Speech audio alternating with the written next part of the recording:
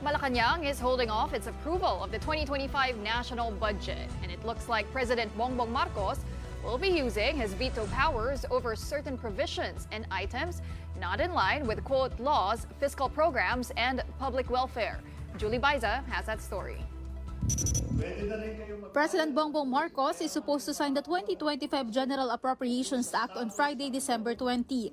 But Executive Secretary Lucas Bersamin announced the postponement of the budget's approval to allow the executive to scrutinize it.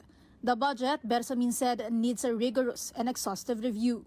President Marcos himself will lead the assessment of next year's funds in consultation with the heads of major departments. Malacanang did not say how long the review will take or when the budget will be finally signed. What's certain at this point, some items will be vetoed by the chief executive. Senate Finance Subcommittee Chairperson Senator Grace Poe believes this move by the palace is a sign of a healthy democracy. She does not mind the review, citing checks and balances of the budgetary process and the President's authority to assess and approve the budget. For her part, Senator Amy Marcos thanks her brother for holding off the budget signing. However, she'd rather that PBBM does not use his veto powers. Nanawagan na ako sa aking kapatid, ang ating mahal na Pangulong Bongbong, na kung mahina ang aking boses mag-isa, ngayon nawa ay marinig mo ang sama-samang sumamon ng taong bayan.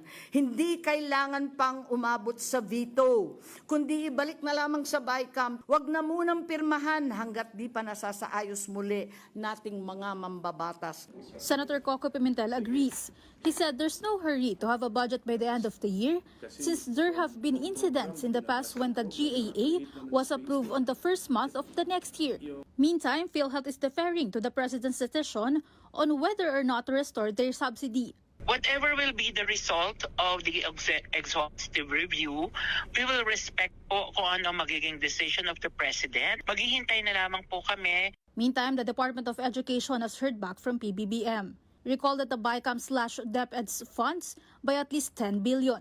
According to Education Secretary Sonny Angara, the Chief Executive has asked Kim and Budget Secretary Amina Pangandaman to address the budget cuts, quote, through any and all possible avenues.